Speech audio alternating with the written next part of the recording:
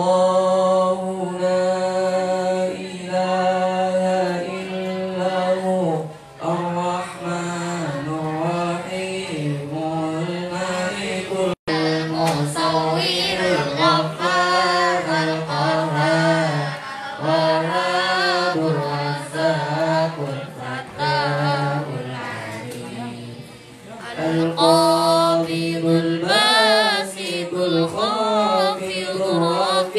المعين المذل السميع البصير الحكم العدل اللطيف الخبير الحليم العظيم الغفور الشكور العلي الكبير حميد المقيت الحسيب الجليل كريم الرقيب المجيب الحكيم الودود المجيد البعيد الشهيد الحق الوكيل القوي المتين الحميد المحسن المبدئ المعيد المحيي المميت الحي القيوم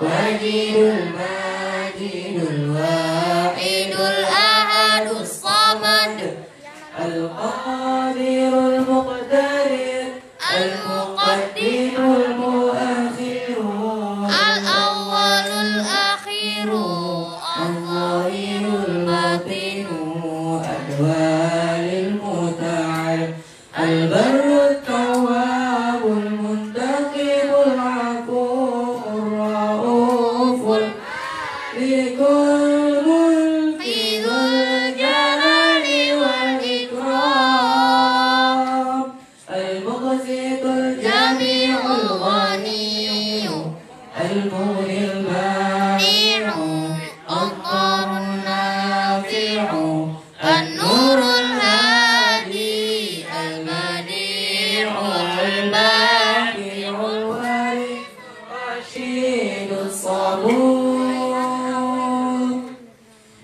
أعوذ بكلمات الله التامات من شر ما خلق أعوذ بكلمات الله التامات من شر ما خلق أعوذ بكلمات الله التامات من شر ما خلق بسم الله الذي لا يضر مع اسمه شيء في الأرض ولا في السماء وهو السميع بسم الله الذي لا يضر مع اسمه شيء في الأرض ولا في السماء وهو السميع العليم بسم الله الذي لا يضر مع اسمه شيء في الأرض ولا في السماء وهو السميع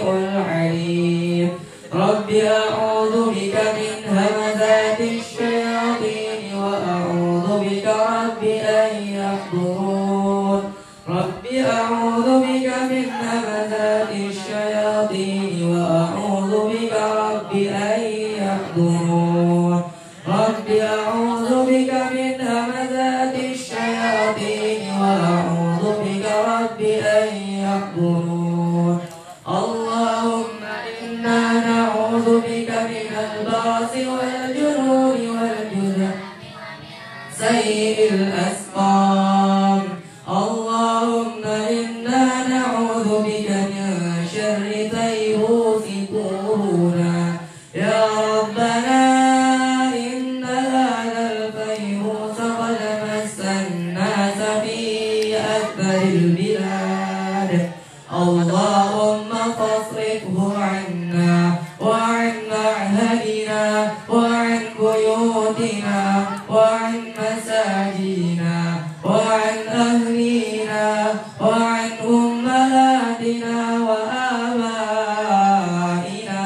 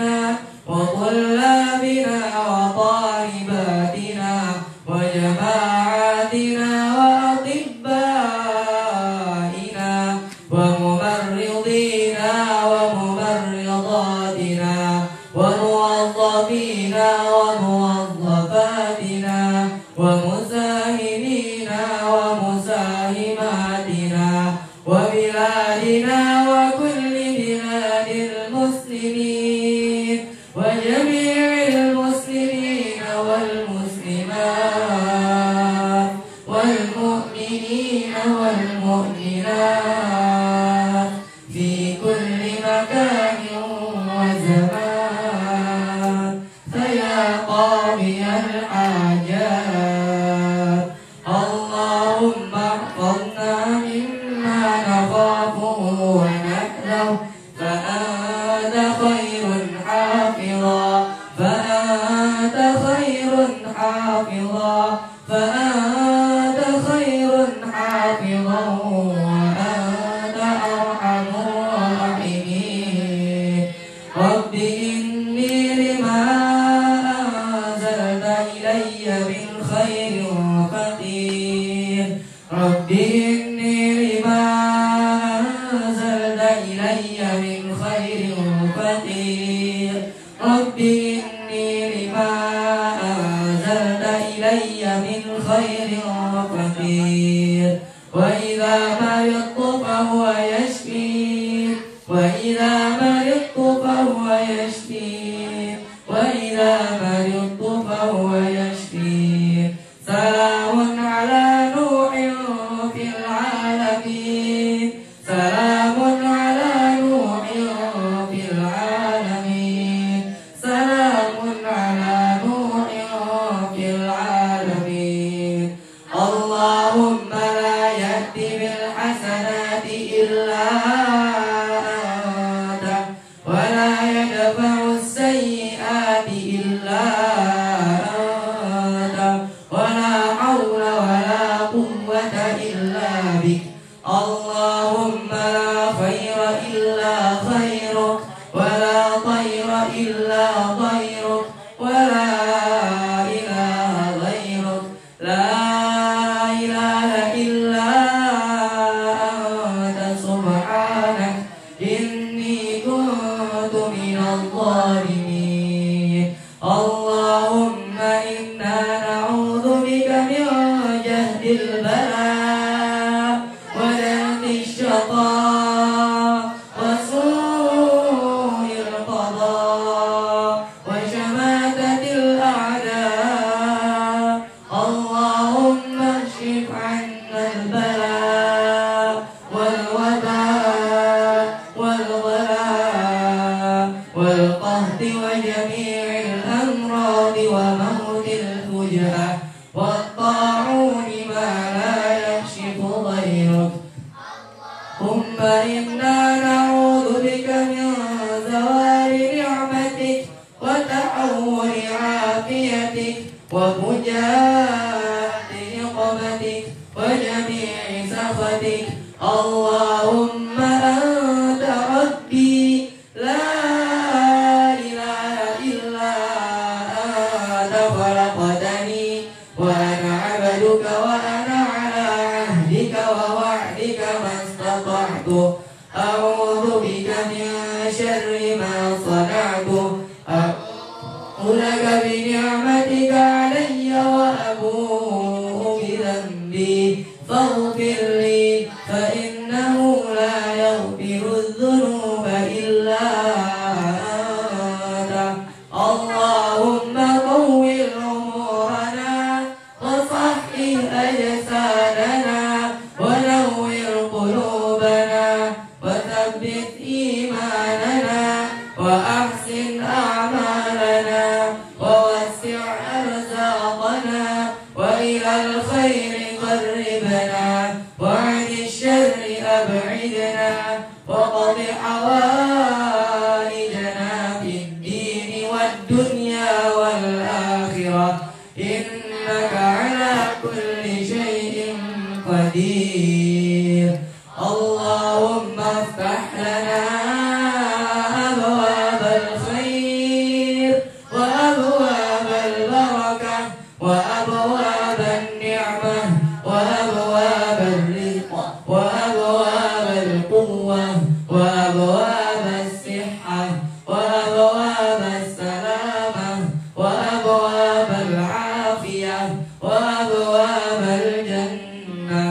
اللهم افتح لنا أبواب الخير وأبواب البركة وأبواب النعمة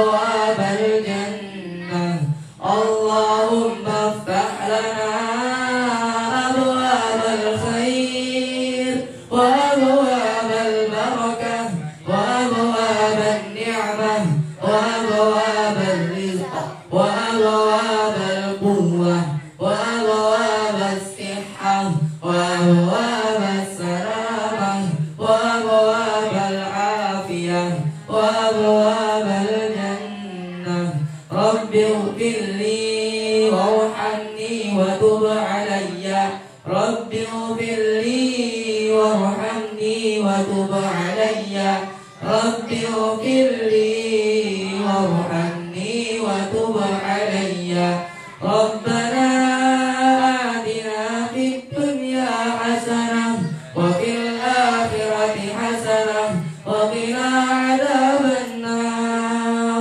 بفضلك سبحان ربك رب العزة عما يصفون وسلام على المرسلين والحمد لله رب العالمين.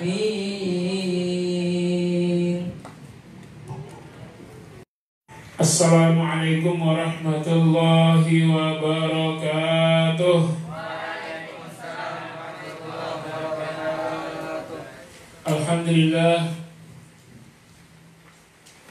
Alhamdulillahi wa kafa wassalatu wassalamu ala nabiyyil mustafa wa ala alihi wa sahbihi an sidqi wal wafa wa ba'd. Faqad qala Allah ta'ala fi kitabihil karim a'udzu billahi minasy syaithanir rajim bismillahir rahim ya ayyuhalladzina amanu anfiqu min thayyibati ma kasabtum wa mimma akhrajna lakum minal ardh sadaqallahul azim. Allahumma arhamna bil Qur'an. Bapak Ibu yang di rumah yang saya muliakan, yang saya hormati, anak-anak yang di pondok yang saya sayangi, para santri, alhamdulillah, syukur pada Allah, pada hari ini, hari Kamis, kita telah menjalankan puasa. InsyaAllah hari ini hari ke-14 dan malam ini malam ke-15.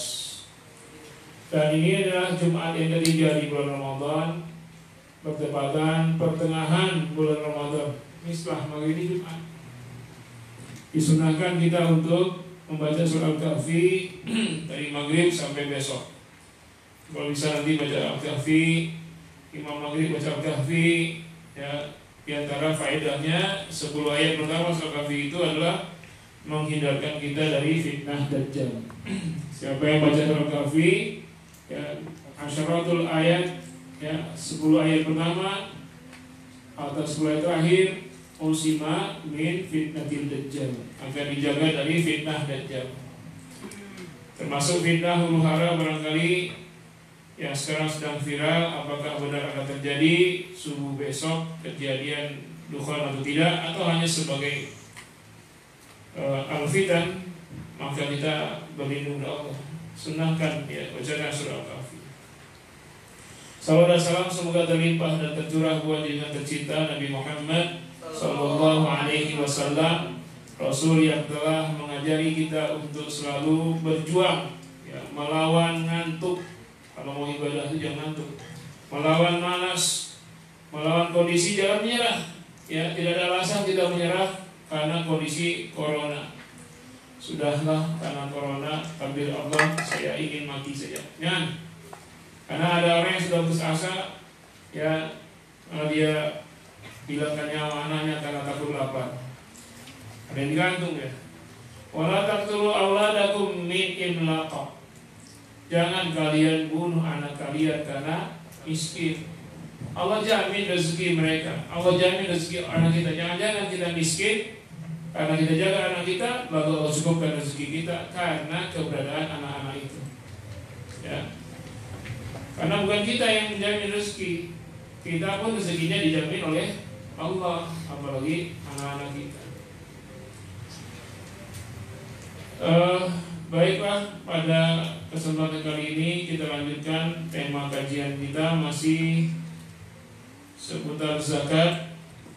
Setelah kita bahas tentang zakat emas kawin, bukan perak kawin ya, emas kawin atau zakat mahar. Dan kita sudah ketahui bagaimana cara menunaikan zakat mahar. Jadi apa? Kalau sudah satu nisab bahwa 5 gram emas dan sudah setahun dimiliki oleh si perempuan. Sekarang judulnya zakatu ujratid dur al-mu'ajjarah. Dar satu rumah, dur rumah-rumah. Zakat dari sewa rumah yang disewakan. Zakat dari hasil sewa rumah yang disewakan. Ada yang ngobrol kan? Dhahaba Abu Hanifah wa Malik. Imam Abu Hanifah dan Imam Malik telah berpendapat ila annal mu'ajjir la yastahiqul ujrah bil aqli. Ya. Sesungguhnya telah berpendapat bahwasanya al-mu'ajjir seorang yang menyewakan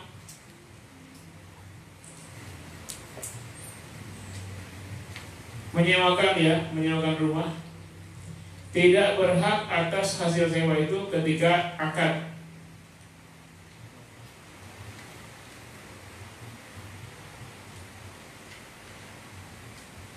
Wa inna ma yastahiquha bi qali muddatal ijarah. Sesungguhnya dia berhak atas hasil sewa itu bi qada'i setelah selesainya muddatil ijarah, masa sewa. Jadi baru bayar setelah habis masa sewa. Kemana itu? Jadi belum bayar ya? Tempatin dulu baru bayar. Apa gitu? Ulangi. Dhahaba Abu Hanifah wa Malik. Imam Malik dan Abu Hanifah berpendapat ila annal mu'ajjar, apa mu'ajjir?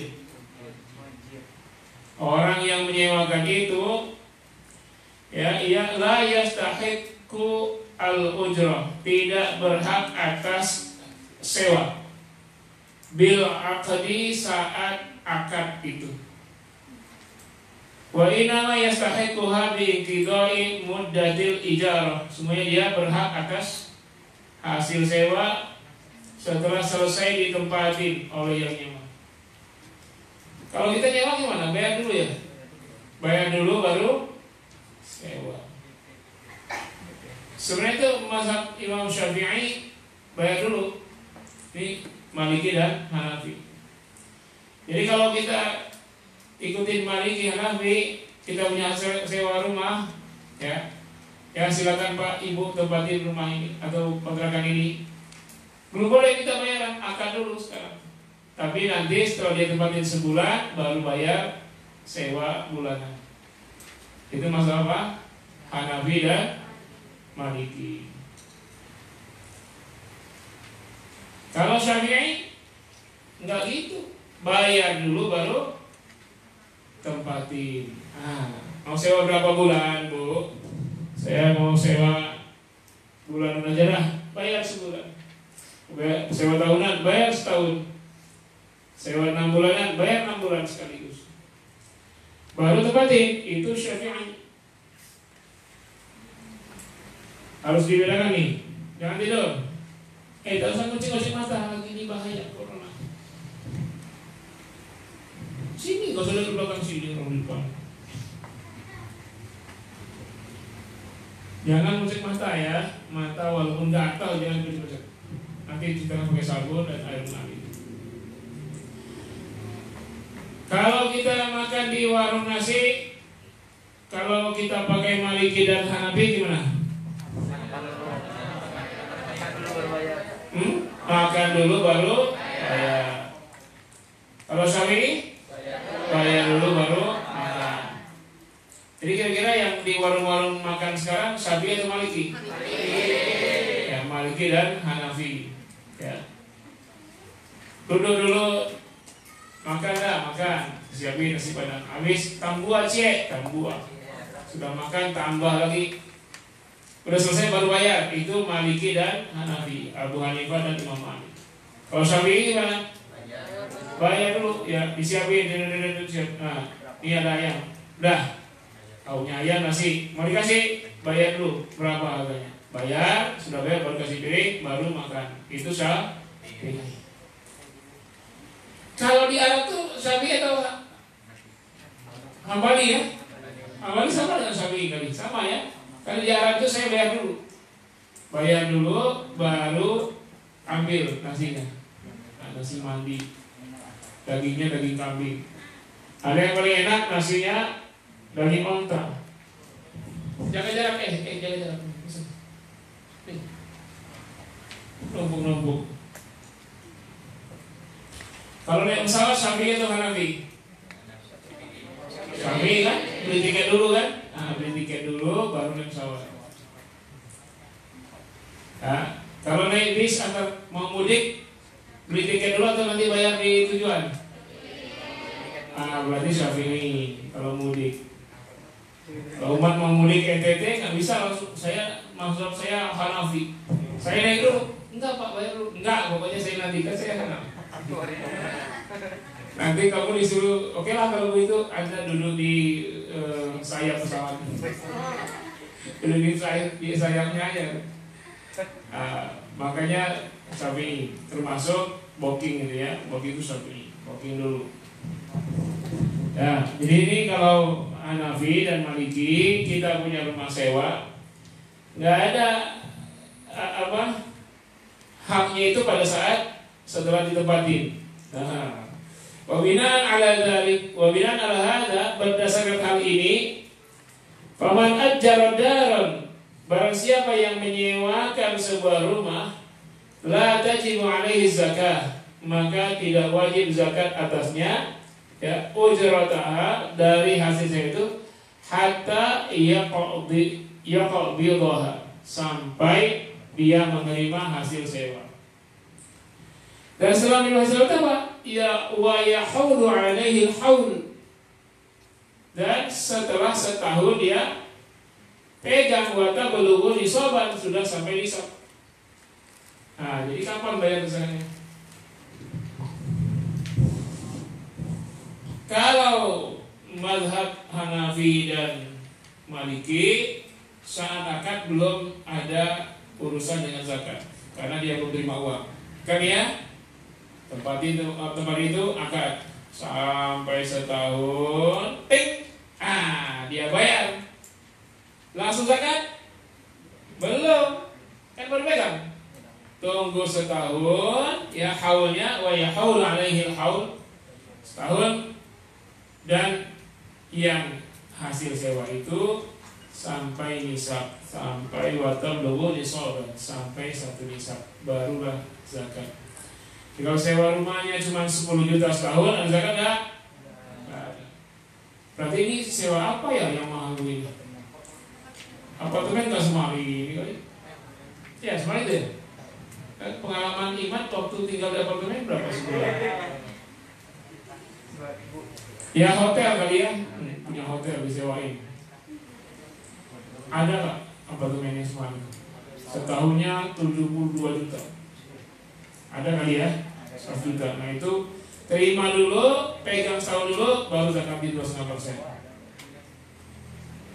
Kalau tidak sampai, tidak ada zakat. Ini mazhab Hanafi dan Maliki. Berarti kalau dia terima uang zakat dan dipakai sehingga tidak sampai nisab dalam waktu setahun, maka gugur zakatnya. Wa dhahabal Hanabilah, sedangkan Hambali berpendapat ila annal muajjira ya yamlikul ujrah min hina al-aqd. Seorang yang menyewakan dia telah memiliki hasil sewa itu sejak awal akad. Nah, berarti sudah dihitung tuh. Bayar baru tempatin. Ini Hanafi, Hambali ya. Oh, pantaslah di Arab tuh bayar dulu ya. Disamakan Syafi'i. Bayar dulu sejak akad. Wa binaan alaihi, berdasarkan hal ini, fa inna man ajjara darahu, barang siapa yang menyewakan rumahnya, tajibuz zakata fi ujratiha, maka wajib zakat pada hasil sewanya idza balagat nisaban, kalau hasil sewanya sampai nisab, wa hala alaihi haul, dan telah setahun dia pegang uangnya. Jadi sejak akad langsung bayar, tahun kemudian wajib zakat. Kalau Hanafi dan Maliki tempatin dulu setahun baru bayar. Sudah dipegang uangnya, pegang dulu setahun baru keluar zakat. Lebih longgar yang mana? Maliki dan Hanafi. Sedangkan Hambali sejak awal bayar dan hitung zakatnya. Setahun keluarin. Fa'inal mu'ajjira yamliku tasarruf fil ujra bi anwa'i tasarrufat.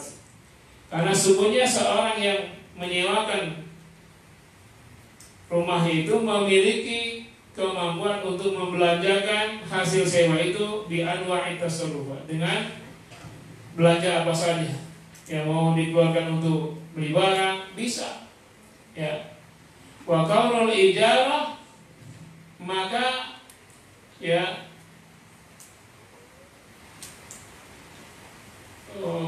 kalau dia ya maksudnya fa'inna semuanya apabila seorang yang memiliki harta itu dia belanjakan, entah dia belanja apa saja, mungkin belanja barang atau apapun, ya tidak sampai setahun dia sudah belanja-belanjakan. Wa qaulul ijaratu arduhu, ya, dan dia dalam hal itu belanja tadi dia gunakan uang hasil sewanya itu sehingga habis, tidak ada tersimpan setahun, maka lil fasxi la yamliku wujub zakat, maka batalah, ya, apa tuh lil fasx itu, untuk niat membatalkannya. La yamna'u wujub zakat, maka itu tidak membatalkan zakat. Oh jadi seorang yang punya rumah lalu dia sewakan, lalu dia dapat hasil sewanya, hasil sewanya itu sudah sampai nisab, maka dia wajib zakat. Setahun dia pegang, sekalipun uang itu dia pakai, itu dia belanjakan, dia tetap wajib zakat kalau sudah setahun. La yamna'u wujub zakat, tidak mencegah wajibnya zakat walaupun dia pakai. Oh, ini Hambali. Jadi kalau Hambali, pertama saat akad langsung dibayar. Setelah uang itu dibayar, setahun dia wajib zakatnya. Apakah uang itu dia simpan atau dia pakai, tidak mengganggu, tidak mencegah wajibnya zakat. Kas sodaku, seperti mas kawin qabla dukhul, sebelum selagi masih belum berhubungan, sebelum berhubungan. Summa ingkana, kan sudah belajar soal mas kawin. Summa ingkana qad qabidal ajr, akhraja zakata minha, ya. Kemudian ingkana qad qabidal, jika dia menerima hasil sewa itu, maka dia keluarkan zakatnya. Jadi kalau orang yang bayar zakat, yang bayar sewa itu tidak bayar saat akad, ini maksudnya dia bayar setelah dia pakai, setelah dia akad, oke, sewa. Belum bayar dia, pas dia bayar, dia terima uang itu, maka dia harus keluar zakatnya. Wa in kanat dainan fahiya kaidain, kalau sewanya itu hutang, maka dia berlaku seperti hutang. Jadi gini, kalau yang nyewa itu saat akad tidak bayar cash, utang dulu, nanti bayar tahun depan, maka berlaku seperti utang. Ingat bagaimana saya utang? Ya. Jadi ada yang sewa, kayak sekarang ini orang nyewa banyak yang tidak mampu karena corona. Akhirnya dia ngutang, tidak bayar dulu. Yang punya sewaan tidak mau menginfakkan sewa itu, menggratiskan nggak mau, maka dia hutang. Tinggal di sini selama corona kamu tak bayar hutang. Tak bayar sewa tapi dia nggak hutang. Maka berlakulah hukumnya seperti hutang. Mu'ajjilan kana au mu'ajjalan. Baik cepat maupun lambat dia lunasi uang itu. Berlaku seperti itu. Tahun bayar, ternyata tahun ini dia nggak bayar. Ditungguin sebulan belum bayar, 2 bulan belum bayar, kan lama itu. Maka berlaku seperti hutang. Kalau gini hutang mana? Hutang yang berkemungkinan dibayar atau hutang yang kemungkinan tidak dibayar? Lihat dulu, kalau yang nyewa itu bersungguh-sungguh ingin membayar tapi nggak ada uangnya, maka dia berlaku seperti yang kemungkinan dibayar. Maka hukumnya berlaku pada poin pertama yang ada 4 pemikiran itu, 4 pendapat kan? Tapi kalau yang memang susah, kemungkinan pas kita tagih hilang dia, nggak ada tempat. Tiba-tiba kita pulang ada lagi di kotak itu. Aduh, yang sulit-sulit begitu, maka berlaku seperti pendapat pada kelompok kedua tentang hutang. Wa fil Majmu' Nawawi, dalam kitab Al-Majmu' karang Imam An-Nawawi, wa amma idza ajjar darahu aw ghairahu bi ujrati halatin wa qabidaha fa yajibu alaihi zakatahu bila khilaf. Maka apabila yang menyewakan rumahnya itu atau yang lainnya telah sampai ujrahnya itu satu haul, ya sudah setahun, wa qabidaha, dan dia menerimanya, dan dia telah menerimanya, nggak dihitung dari menerimanya, maka langsung fayajibu alaihi zakatahu bila khilafin, wajib adanya zakat tanpa kecuali. Paham maksudnya? Ini orang nyewa utang nih, dia nyewa tanggal 1 Muharram, utang belum bayar, tapi akadnya 1 Muharram, sampai tahun 1 bulan kemudian nggak bayar dia, nggak bayar ya, minta tempo dia. Padahal 1 tahun sudah wajib kena zakat tuh pemilik rumah. Nah dia, si pemilik rumah belum keluarin zakatnya karena orang itu belum bayar. Nanti ternyata dia bayar bulan depan, langsung keluarkan zakatnya, itu adalah khilaf ya. Walaupun dari jatuh tempo zakat itu ke pembayaran sebulan atau 2 bulan atau 3 bulan, kapan saja orang itu bayar segera keluarin zakatnya. Artinya selama orang yang nyewa belum bayar, maka tidak wajib keluarin zakat. Ini sepakat ulama menurut Imam Nawawi dalam kitabnya Al-Majmu'. Jadi ada berapa pendapat di sini? Kenapa Syafi'i nggak dimasukkan di sini? Sama dengan siapa? Tidak sama. Justru yang berbeda. Jadi kalau Hanafi dan Maliki, Hanafi dan Malik, maka dia tempatin dulu nih, tulis nih, setelah setahun ditempatin baru bayar. Nah kalau hasil bayar itu nisab senilai 85 gram emas, pegang dulu setahun, baru setelah dipegang setahun bayar zakatnya. Berarti kira-kira hampir 2 tahun ya dari akad itu. Kenapa?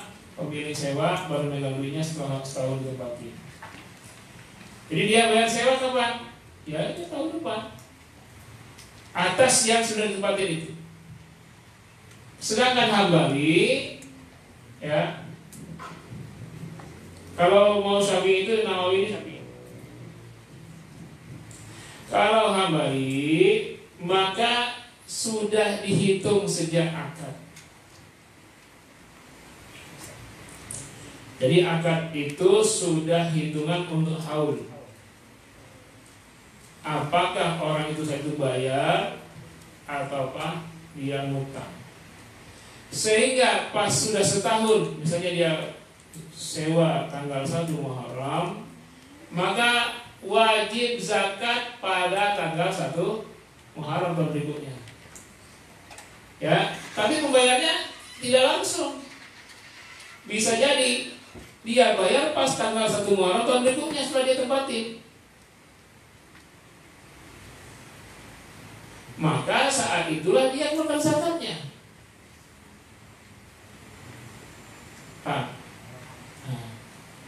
Itu Hambali. Kalau saat akad dia bayar, maka zakat di 1 Muharram tahun berikutnya. Misalnya akad sewa 1 Muharram 1440 Hijriah, maka zakatnya wajib 1441 Hijriah. Muharram juga 1 Muharram 1441 Hijriah.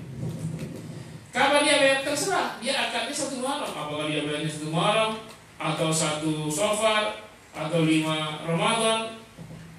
Tapi setelah dia terima itu, walaupun dia belum pegang setahun, tapi akadnya sudah setahun, maka wajib zakat. Itu Hambali. Tetapi di sini ada keringanan, ya. Kalau yang menyewa itu tidak mampu bayar,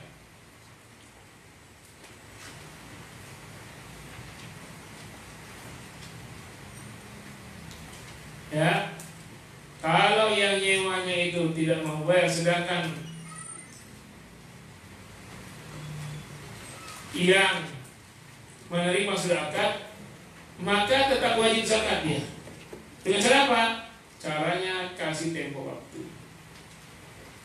Ternyata 1 Muharram 1441 dia tidak mampu bayar, padahal dia itu paling tahun, maka kasih tempo waktu. Tempo waktu apa? Itu dia bayar.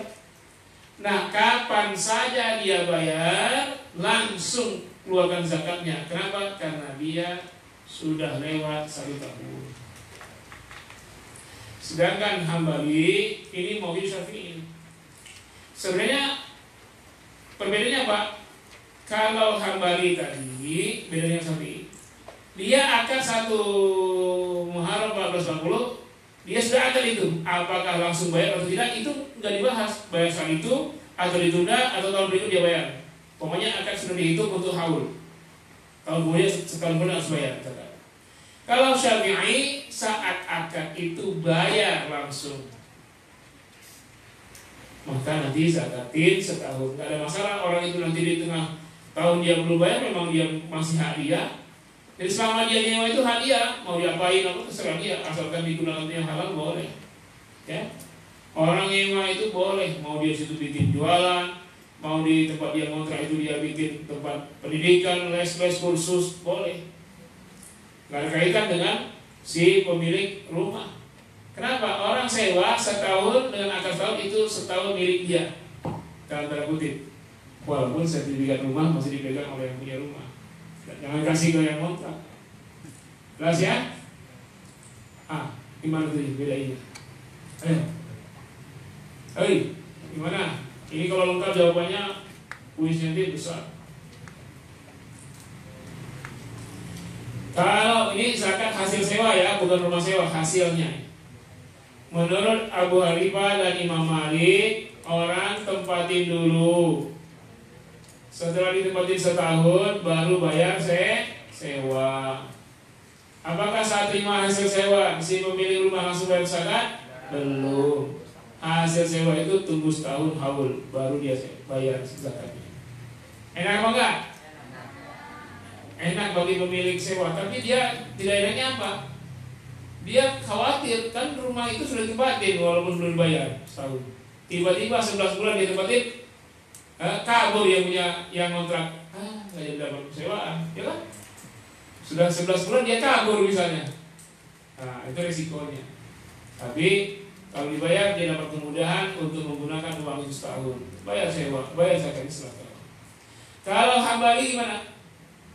Sama, apakah nanti jadi haul telah dihitung? Kalau nilai sewa itu sesuai nisab atau lebih, saat akad sudah dihitung.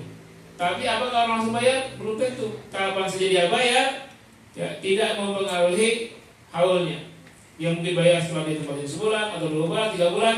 Pas setahun haul dia wajib zakat. Tidak mempengaruhi apakah orang ini susah bayar zakat atau tidak. Pokoknya haulnya terhitung. Nah, kalau seandainya dia pas 1 tahun itu dibayar langsung saat itu keluarin zakatnya. Seandainya yang menyewa ternyata mengalami kesulitan, tidak mampu bayar sewa, maka si pemilik rumah sewaan menambah waktu. Bayarnya terserah deh, pokoknya bulan depan deh kalau nggak bisa. Udah 1 tahun berhak, 1 tahun. Ternyata dia bayarnya baru bulan depan, maka setiap dia terima bulan depan langsung keluarin zakatnya. Atau 2 bulan kemudian, 3 bulan kemudian langsung keluarin zakatnya. Nah, kalau begitu yang Syafi'i gimana? Kalau yang Syafi'i tentu saja, karena kalau menurut mazhab Syafi'i bayar dulu baru tempatin. Maka orang yang mau nyewa bayar.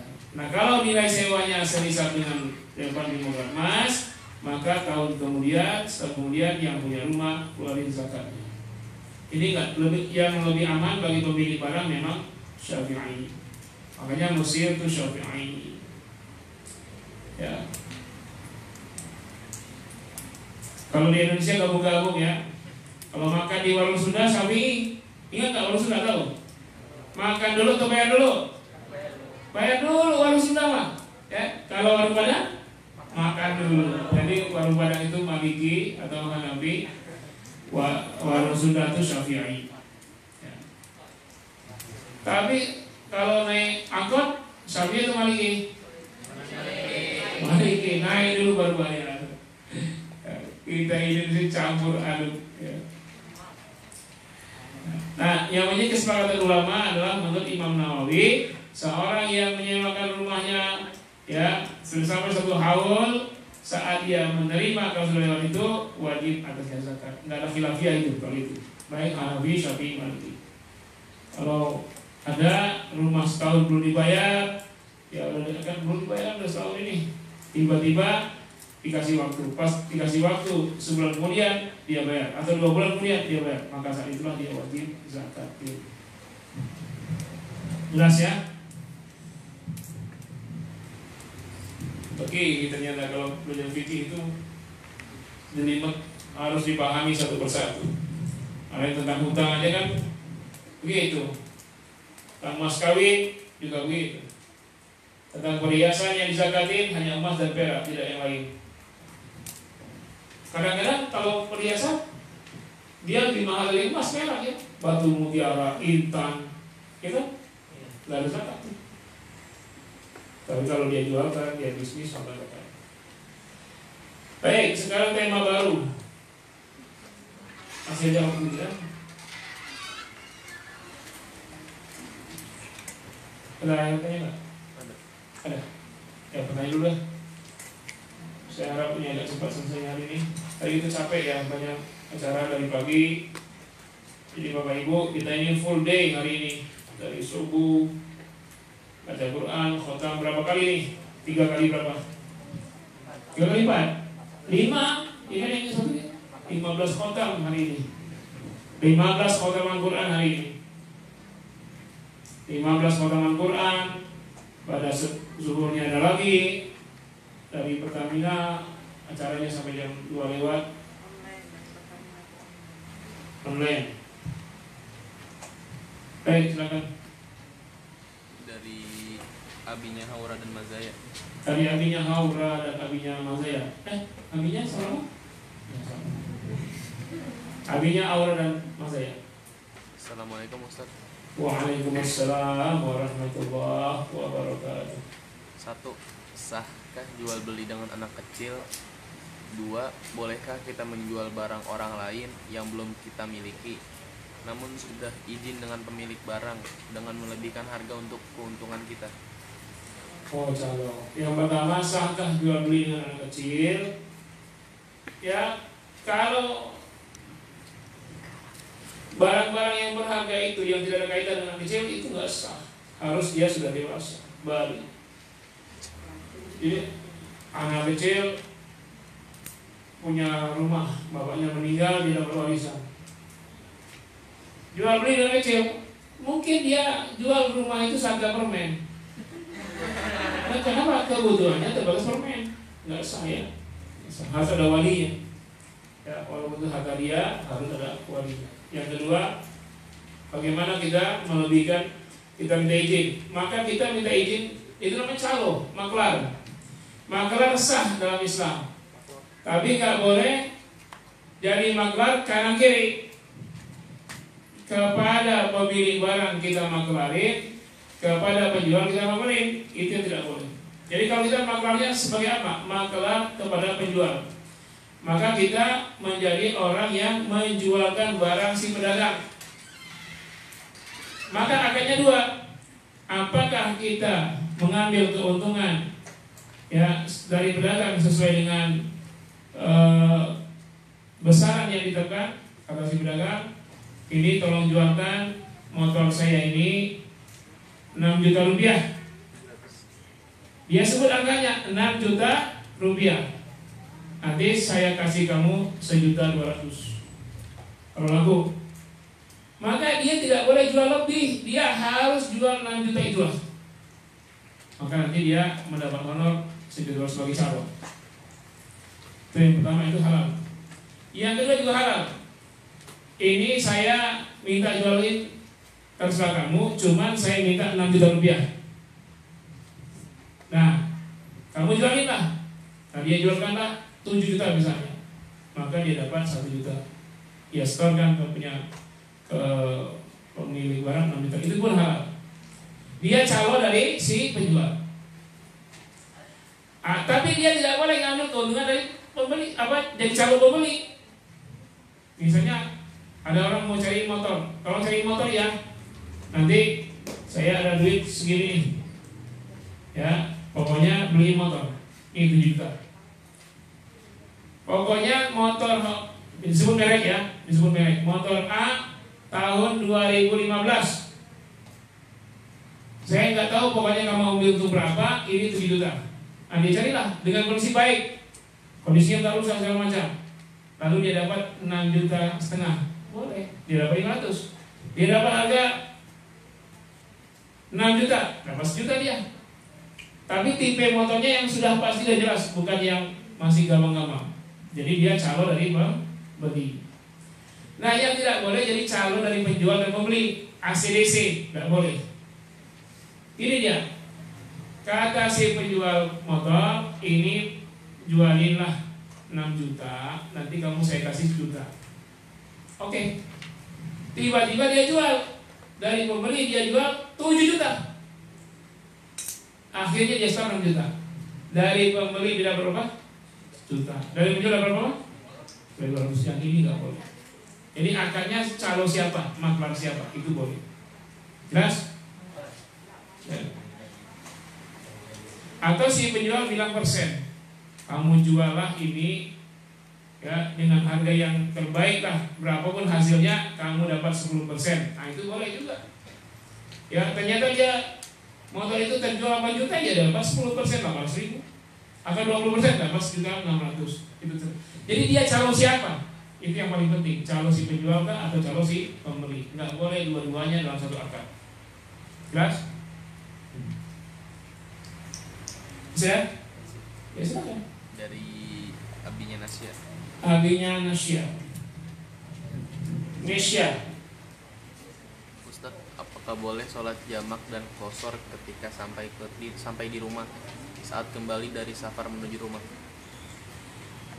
Apakah boleh jamak dan qashar setelah sampai di rumah? Maka dia bukan musafir lagi, dia muqim.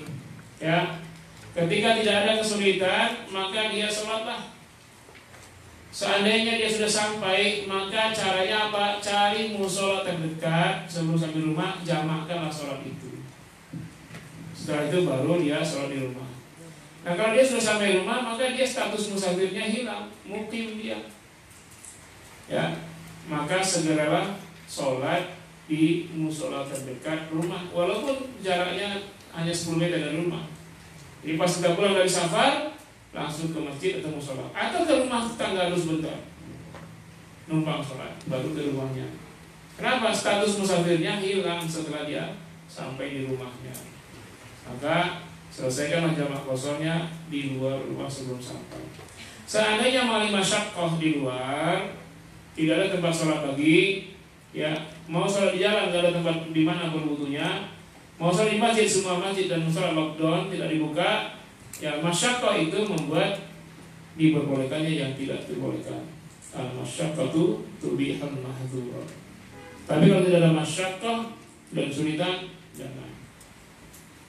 Masih ada? Habis.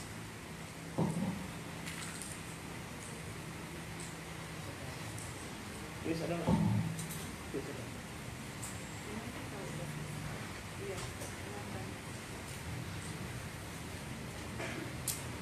Ustaz, kapan corona selesai?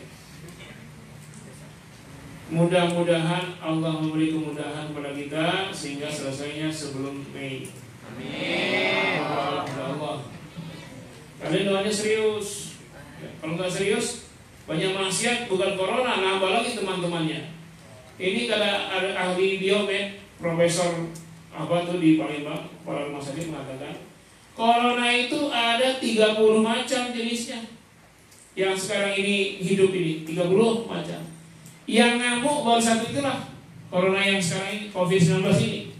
Masih ada 29 corona yang lain, virus corona yang lain yang masih diam-diam aja, belum ngamuk. Tuh, coba kalau yang 29 lain itu 3 lagi ngamuk. Waduh, gimana ini? Jadi 30 jenis corona di dunia ini yang ngamuk baru jenis COVID-19 ini. Corona yang lain masih diam-diam. Tuh, kalau banyak persinahan, banyak yang mabuk, wah mungkin 30-nya ngamuk semua. Gimana nih? Ya. Makanya selalu ada kaitan antara bencana dengan dosa. Nah, kalau begitu bagaimana diangkatnya wabah terkait dengan apa? Diangkatnya wabah terkait dengan taubat. Bencana terkait dengan maksiat, maka diangkatnya bencana terkait dengan istighfar dan taubat. Maka banyak-banyak istighfar. Kaum Nabi Yunus, kaum Ninawa itu sudah akan diazab oleh Allah SWT. Nabi Yunus sudah baper. Kalian memang kaum yang tidak mau dengar. Ya, telinga batu, telinga kuali, kepala batu, keras kepala. Ini nyamuk ternyata. Saya ngomong telinga nyamuk di telinga saya. Ya akhirnya baperan. Udahlah kalian saya tinggalin. Sudah, soal aja kalau mau tinggal. Kaumnya ada ingkar. Tahu-tahu dari jauh awan hitam sudah mendekat. Angin sudah tapi masih jauh. Tokoh masyarakatnya teriak, benar Nabi Yunus, kita yang salah. Tidak akan dihalangi, semua bencana akan terjadi seperti kaum terdahulu, seperti kaum Nabi Lut. Akan ditimpakan kepada kalian gempa dahsyat, hujan batu, angin badai. Lihatlah di sana itu. Yang hitam itu bukan awan mendung, tapi angin badai yang akan menghantam kalian semua. Bertobatlah, beristighfarlah. Awannya masih jauh, anginnya masih jauh, gempanya masih jauh, tapi udah terasa dikit-dikit. Maka segeralah seluruh kaumnya bertaubat kepada Allah Subhanahu wa ta'ala. Azab yang akan diturunkan dibatalkan karena istighfar. Wa kana Allahu mu'adzibahum wa hum yastaghfirun. Dan Allah tidak akan mengazab mereka selagi mereka selalu beristighfar. Nah, pertanyaannya gimana Ustaz, kapan dari corona? Sejauh mana taubat kita dan istighfar kita? Apalagi di bulan Ramadan, bertaubatlah, beristighfarlah banyak-banyak. Berdoalah, jangan malas-malas.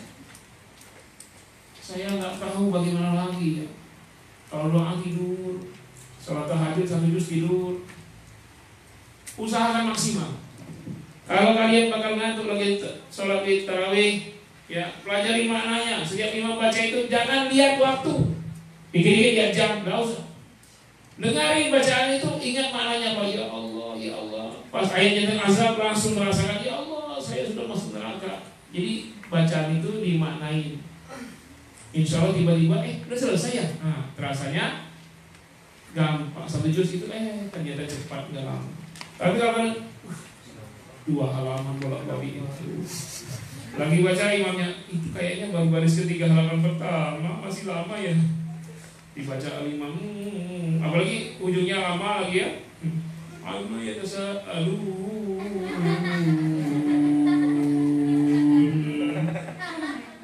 anil naba'il azim. Kadang imamnya itu bikin itu juga, gimana itu? PHP, apa? PHP. Pembelian bermasuk. Dia kira ujungnya itu udah selesai baca, tahu nambah, aduh. PHP itu. Gak usah pedulikan bacanya, maknanya. Tiba-tiba kita lagi asik dengan bacaan Al-Quran, dengan Allah, kita senang enak. Selesai ya? Atau tuh selesai. Begitu. Kalau dikit ya jam, aduh. Ini baru baris keempat halaman pertama, ini masih lama banget, ini udah pegal di kaki ini, aduh. Akhirnya bacaan panjang, ya imamnya nangis, tapi beda tujuan. Imamnya nangis karena menghayati makna ayat, makmumnya nangis karena aduh panjang banget, aduh. Sholat itu dinikmati hobi, dihobiin sholat, bahkan jadi beban. Kalau beban gitu. Kalau namanya duit boleh diambil, ambillah, tapi jangan dibelanjakan. Umumkan setahun orang nggak ada yang ngakuin baru jadi milik kita. Tapi kalau belum setahun jangan coba-coba. Kalau di masjid ketemu itu, nah taruh di madin ini punya siapa? Namanya luqatah. Apa? Luqatah. Barang temuan. Bukan gua, luqatah. Bukan gua kota. Boleh nggak baper seperti Yunus? Jangan saya bilang Nabi itu baper, kalau Nabi itu bukan baper sebenarnya. Udah bertahun-tahun dakwah, ratusan tahun. Jangan kalian bilang, saya tadi hanya, ya cuman tadi mohon maaf ya Nabi Yunus. Beliau berdakwah sungguh-sungguh, masyarakatnya begitu ingkarnya. Akhirnya terakhir udah lama, ya baru beliau, ya Allah kuserahkan padamu. Jangan sampai kayak kita, dakwah ke sebuah desa. Baru sehari 2 hari, memanglah kalian ingkar semua. Saya tinggalkan kalian. Baru 2 hari bro. Kalau para nabi itu bukan 2 hari, 200 tahun dakwahnya. Coba Nabi Nuh berapa? 950 tahun dakwahnya, bukan 2 hari. Nah, dakwah jangan baper. Saya tadi ngomong baper itu karena memang udah ratusan tahun dakwahnya. Ya kalau baru 2 hari. Kalian kafir semua, ingkar semua, saya tinggalkan kalian. Ya Allah turunkan azab. Nggak boleh. Nabi Nuh itu 950 tahun. Coba kalau Ustaz bikin pengajian, majlis ta'lim, ya sudah 950 tahun, jemaahnya cuma 11 orang, gimana? Bubar nggak pengajian? Bubar. Kalau Nabi Nuh enggak, sampai 950 tahun sabarnya. Nah, Nabi Nuh juga sabar, cuman kalau dibandingkan dengan para nabi yang lain, iyalah. Tapi kalau dibandingkan dengan kita, sangat sabar dalam dakwah Nabi Yunus. Sabar. Ya karena beliau nabi dan rasul, ya maka begitulah. Ya. Dari ibunya Salsa. Dari ibunya Salsa. Salsa ruku. Mana? Lagi ada kerjaan. Yes. Assalamualaikum. Assalam pakai A. Kalau assalamualaikum cuma satu keselamatan. Kalau assalam keselamatan semuanya dari dunia sampai akhirat. Ya. Assalamualaikum. Waalaikumsalam. Ustaz, bagaimana cara sholat Idul Fitri di rumah bila kondisi COVID-19 masih ada? Ya, sholat Idul Fitri caranya di rumah. Pertama hukumnya sunat muakkad, kalau tidak bisa jangan dipaksa. Ya seperti sholat biasa.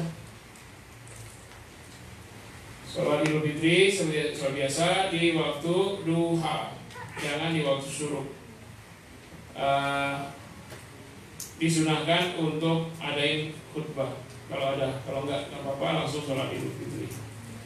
Caranya Pak, khutbah dulu baru sholat. Seperti biasanya kita di lapangan. Ya, Bapak khutbah dulu. Ya, setelah selesai baru sholat. Cara gimana? Biasa. 2 rakaat. Rakaat pertama 7 kali takbir, termasuk takbiratul ihram. Rakaat kedua 5 kali takbir, tidak termasuk takbir ketika berdiri. Nah, bacaannya gimana? Ya bacalah yang paling mudah dari Al-Quran. Saya pikir nggak ada perbedaan ya. Seperti itu. Dengan jumlah jamaah tidak dibatasi. Kalau sholat Jumat baru dibatasi, ada syaratnya. Kalau qadirnya Imam Syafi'i 40 orang minimal. Kalau qadirnya dengan 9 orang pun bisa. Kalau mazhab lain, sholat Jumat 3 orang pun sah. Imam Hanafi.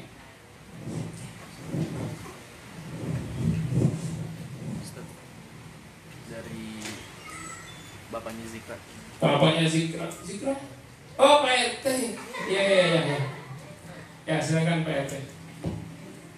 Assalamualaikum warahmatullahi wabarakatuh. Waalaikumsalam. Ustaz, misal kita bikin penawaran barang, contoh laptop 10 juta, kemudian PO baru turun 1 bulan. Kemudian pada saat PO turun, harga naik, bolehkah merubah harga dari harga penawaran awal? Kalau sudah akad tidak boleh dirubah. Kecuali perubahan itu sama-sama dikehendaki oleh pembeli dan penjual, itu boleh. Merubah akad sepihak haram, sekalipun terjadi perubahan harga. Jadi kalau ada perubahan harga, karena ini masih khiyar memilih antara membeli dan menjual. Apakah si penjual melanjutkan ke penjualan, apakah si pembeli melanjutkan pembelian, masih dalam proses tawar-menawar. Maka yang ada apa? Bolehnya membatalkan akad. Nah, bikin akad baru.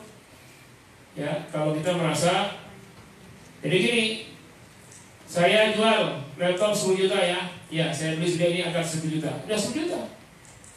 Ternyata pas kita beli barangnya naik harga 1 juta dari modal kita. Walaupun saya kita dapat untung juga kalau kita masih jual, tapi dikit. Kita bilang, mohon maaf Pak, ternyata setelah dicek harga berubah. Maka saya menawarkan pembatalan akad. Lalu menyusun akad baru, maka harus ditentukan akad baru. Naik harga juta. Kalau suka si pembeli, maka sah jual belinya. Kalau tidak suka, salah satunya merasa dirugikan, maka fasad, rusak jual belinya, maka akan harus dibatalkan. Atau salah seorangnya tetap meridai si penjual, udahlah kalau begitu sudah akad, saya ikhlaskan saja harga yang lama. Nah itu sah juga. Ya, jadi jangan memaksa sepihak setelah akad, karena setelah akad itu tidak boleh merubahnya kecuali atas kesepakatan kedua-duanya.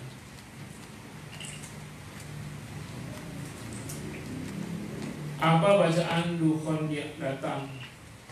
Sujud, nah bacaannya apa? Itu sekali lagi hadisnya itu dipertanyakan, karena ini terkait hari akhir, maka harus dari yang mutawatir. Kalau di hadis itu bacanya Subhanal Quddus, Subhanal Quddus, Subhanal Quddus, Allahul Quddus. Ya. Lagi sujud bacanya. Jika tadi dukhon, langsung sujud, bukan dari takbir, langsung sujud. Bacanya apa? Subhanal Quddus, Subhanal Quddus, Rabbunal Quddus. Bukan Allahul Quddus tapi Rabbuna. Subhanal Quddus, Subhanal Quddus, Rabbunal Quddus yang ketiga. Salat itu khutbah dulu atau salat dulu? Khutbah dulu. Salat dulu ya, bukan iya salat dulu. Salat Jumat ya khutbah dulu itu. Salat Id salat dulu baru khutbah. Betul. Lagi puasa ini kadang nggak fokus. Lalu bagaimana dengan villa-villa yang ada di puncak, kan mereka tak sampai 1 haul menyewakan, pasti per hari. Ya hasilnya itu dia simpan setahun, maka disewakan. Kalau dibayar zakat, kalau dia pakai habis ya habis saja, nggak ada zakat. Apalagi dia setiap orang sewa dia zakat, dia sedekahkan 20%, kan lebih bersih. Kata Ustadz kalau nemu barang nunggu 1 tahun dulu, tapi kalau kata Ustadz juga kalau nemu mahkota Majapahit itu punya kita. Bukan, kalau ketemu mahkota di tengah jalan bukan punya kita. Tapi kalau lagi gali-gali, nih mau tanam singkong, ya di rumah kita, tanah kita, bukan nyangkul-nyangkul tanah orang. Tiba-tiba ada peti isinya mahkota kerajaan Majapahit. Itu jadi milik kita setelah dikeluarkan zakat 20%, namanya rikas. Gak mungkin nyangkul di tengah jalan tahu-tahu dapat jam tangan, itu milik kita. Bukan, kita di jalan itu milik punya orang itu luqatah, temuan, bukan rikas. Rikas itu dari dalam tanah setelah digali-gali, ya, nemu uang di tas orang, maling. Saya ketemu HP di mana? Dalam mobil orang, maling.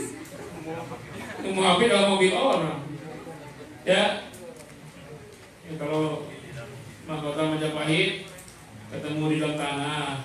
Kalau kamu ketemu apa? Mahkota Majapahit di mana? Di museum.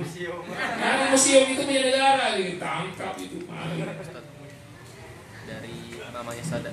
Dari mamanya Sada. Ya. Assalamualaikum. Waalaikumsalam warahmatullahi wabarakatuh. Kita membaca Al-Quran tapi tidak memahami maknanya. Apakah kita mendapatkan pahala dari bacaan kita? Baca Quran nggak ngerti artinya, dapat pahala. Setiap satu huruf 10 pahala. Di bulan puasa dikalikan 10 sampai 700. Bisa 100 satu huruf. Apalagi paham, lebih besar lagi pahalanya. Ya, tetap dapat pahala. Sip. Kan kemarin mahar emas itu dizakatin, tapi kalau maharnya tiket ke Madinah gimana? Ya nggak usah zakatin tiket, masalah tiket. Zakatnya tiket untuk ke Madinah, nggak mungkin setahun kan? Setahun angus jadi terbang. Ya. Harganya nggak sampai 1 nisab. Ada tiket 85 juta, 80 gram emas 72 juta. Orang ke Mekah aja sudah bolak-balik, umroh itu cuma 23 juta. Apabila ada seorang perempuan mu'alaf, apakah boleh seorang laki-laki menikahinya? Boleh, kenapa? Dalam waktu 10 tahun, apakah zakat bagi perempuan tersebut? Apa maksudnya? Ada mas kawinnya? Oh, zakat mahar. Ya, termasuk perempuan yang baru nikahin mu'alaf, kalau dia dapat mas kawin, maka langsung kena zakat 11 tahun. Apa keutamaan salat berjamaah di sabda depan? Malaikat bersalawat kepada jemaah di sabda depan. Innal malaikata tusalli ala safil awwali wal muazzin. Tuh. Malaikat selalu bersalawat kepada jemaah di sabda depan dan muazzin. Yang muazzin itu disalawati, didoain malaikat. Ustaz Habib kok di belakang terus salatnya? Aduh. Kalau saya di depan, kalian di belakang, kadang-kadang entah sudah datang atau belum kalian. Kayaknya saya sendirian di belakang imam. Saya di belakang itu sambil ngawasin kalian. Kan saya tahu tuh yang soalnya goyang sini ke kanan ke kiri, apakah joget atau mengantuk. Nanti saya nasihatin. Kalau maunya saya di depan terus, dan saya mau jadi imam terus. Kalau saya jadi imam terus, kalian tidak akan berkembang. Nah sekarang kalian bisa jadi imamin 1 juz, sudah ngimamin suara bagus-bagus. Kalau di ustadznya terus, nanti yang pintar hanya kiainya saja. Nanti santrinya nggak bisa doa, nggak bisa jadi imam, nggak bisa jadi apa. Kan saya dikit-dikit ngajarin doa juga dikit-dikit, nggak langsung banyak. Pas kemarin saya baru kasih doa pada ini, suruh apalin. Ustaz, apakah benar yang namanya lupa itu sering gak ingat? Tanya apa? Karena misalnya lupa itu namanya gak ingat. Kalau ikan lele mati boleh dimasak terus dimakan? Boleh. Tapi kurang enak ya, enaknya yang ini. Tapi tidak boleh juga yang digoreng, nggak boleh. Disembelih dulu lele itu ya. Cara motongnya kalau sapi dipotong leher sini. Kalau lele itu leher di belakang ini. Kayaknya dipukul kepalanya itu. Ada sembelihan caranya. Nanti kalau lele kita panen, tolong Bu Yani jangan langsung kasih. Saya ajari dulu caranya nyembelih lele. Iya, disembelih lele itu. Kalau dipukul kepalanya nyiksa, karena udah dipukul kepalanya udah pecah belum mati dia. Digoreng masih gerak dia. Jadi kalau lele itu, ini kan lele misalnya, ini kepalanya, ini lehernya ya. Kalau lele bukan sebelah di leher bawah, di atas ini. Nah, tas putus 2 uratnya, mati dia. Di atasnya, di kepala, ini lele. Lehernya sini sebelah bawah, di atasnya ini. Nah, itu disembelih di Bismillah. Nanti dia nggak bergerak lagi. Iya, disembelih dulu aja.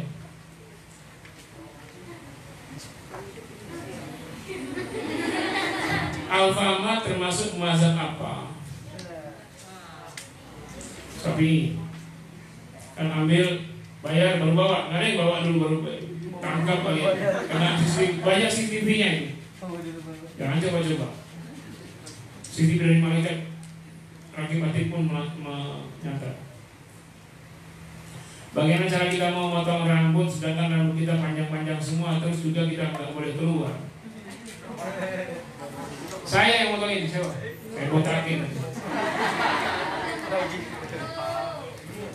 Sabar lah, nggak apa-apa, gondrong sedikit. Tapi dirapiin, kasih salon, kasih apa? Sampo. Biar kecoa-kecoanya itu lepas semua. Disampoin. Lagi gak apa-apa lah, sementara corona ini kalian boleh rambut panjang. Tapi rapi-rapi, jangan nanti kacak-kacakan. Kalau kita jadi calo untuk si pembeli, lalu uangnya dari yang diberikan, lalu sisa uang dari yang diberikan, maka apa kita harus izin dulu untuk mengambilnya. Kalau kita jadi calo dari si penjual atau pembeli, maka ada kelebihan harus diserahkan ke pemilik barang, kecuali dia mengizinkan kita untuk mengambil. Ini berlaku seperti karyawan. Karyawan ini nganterin barang, lalu si pembeli ngasih ongkos, ya kan? Ini galon 15.000, orang pesan 3 galon, ya datang sampai rumah dikasih uang 50.000. Berapa kembaliannya? 5.000. Kata si punya galon, kata yang beli galon kepada Om Rosid, ambil aja mas 5.000-nya. Boleh diambil? Boleh. Tapi untuk siapa? Balikin ke Bekima. Kecuali sudah diakadkan kalau ada yang ngasih lebih, maka itu menjadi hak kamu. Baru dia boleh ambil. Harus diakadkan. Kenapa? Dia tidak mungkin menerima 5.000 itu kalau dia bukan karyawan Bekima. Maka sebenarnya itu menjadi milik Bekima. Mungkin ini sebagian kalian ada yang pernah ngantar galon juga ya. Ada nggak yang begitu pembelinya? Ada. Lalu kalian ambil uangnya? Haram. 5 atau mama ada mak? Kamu ambil kalau gitu? Masukkan ke Bekima.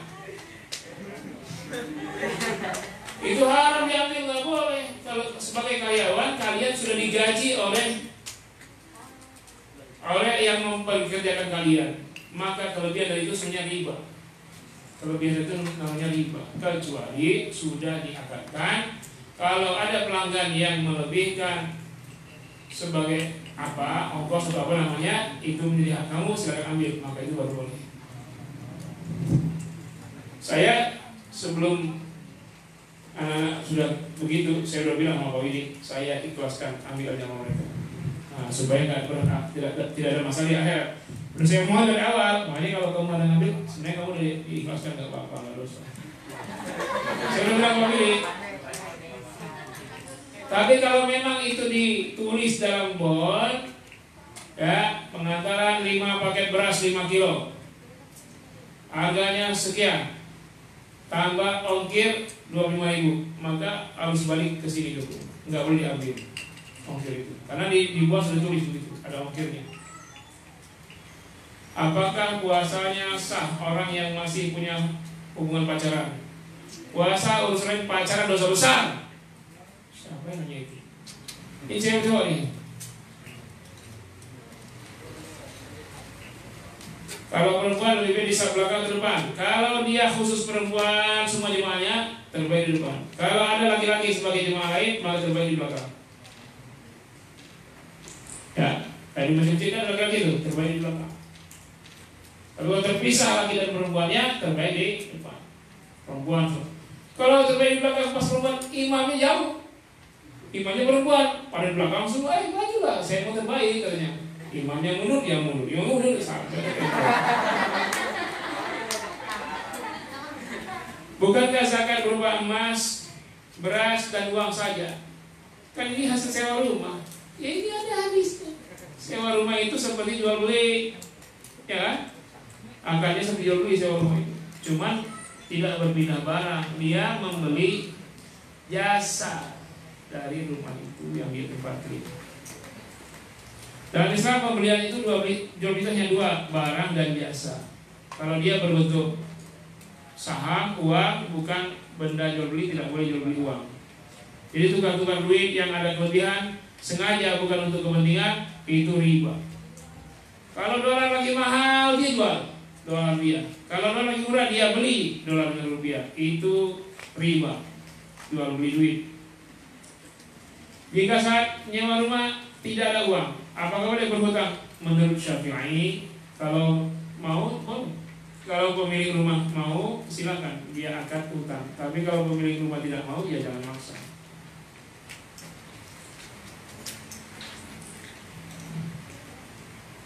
Kenapa zakat hasil sewa masuk ke dalam bab zakat emas dan perak? Bukan bab zakat emas perak, beda. Zakat emas perak sudah kemarin. Sudah lewat jauh nih, sudah itu lewat zakat perhiasan, lewat zakat uang kertas, terus zakat itu masing-masing sudah. Zakat mas kawin masih. Nah, zakat sewanya udah judul lain, nggak masuk ke zakat emas perak. Cuman standar nisabnya nisab emas perak. Nisabnya setara 85 gram emas. Tapi bentuknya uang bukan emas. Karena dia sewa dengan uang. Saya sudah dengar kalau ada keluarga kita yang meninggal, nanti pas bulan Ramadan ruhnya dibangkitkan terus pulang ke rumahnya masing-masing. Sekarang kakek nenekmu lagi di rumah ya, almarhum ya. Kalau kira-kira arwah nenek kakekmu datang ke rumah, kalian nemuin atau lari? Jangan percaya gitu-gituan. Alamul barzakh. Al-barzakh namanya dinding yang tidak bisa tembus oleh yang lain. La yabghiyan, tidak akan tembus. Namanya barzakh itu tidak tembus. Jadi nggak mungkin orang sudah mati dikubur dia keluar lagi. Kalau ada itu pasti jin tomang. Artinya jin yang sudah tahu kondisi dia menjelma seperti orang yang sudah meninggal. Itu tak usah dipercaya. Kalau baca Al-Quran tidak tahu artinya, apa dapat pahala? Ini sudah tanyakan. Dan tadi ya sudah dapat pahala. Itulah hebatnya Al-Quran. Dia dibaca tanpa paham pun dapat pahala. Apalagi paham, lebih besar lagi pahalanya. Al-Quran luar biasa. Karena dia mukjizat semua. Kalau seluruh hewan laut halal dimakan, terus apakah anjing laut, penguin boleh dimakan? Boleh. Asal tidak ada mudarat. Kalau yang beracun tidak boleh. Ada ular laut beracun, sengat kamu. Ya, karena dia bukan barang najis. Ya, cuman di situ dilihat faedahnya, manfaat atau mudaratnya. Karena jangan semua yang halal dimakan aja. Ya, yang halal tuh belum tentu bergizi. Yang terbaik halalan thayyiban, halal dan bergizi. Ini halal nggak nih? Halal. Bergizi nggak? Boleh nggak? Tapi kalau orang yang diabetes meletus gimana? Dia makan ini 5 pak, 12 kali 5 dia makan langsung. Karena ini gula semua isinya. Boleh? Nah, padahal tidak mesti yang halal itu dimakan. Kalau kalian merasa jijik dengan anjing laut, maka haram. Bukan karena anjing laut, karena jijiknya haram.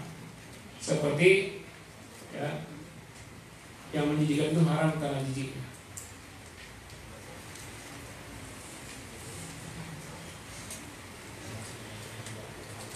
Oke.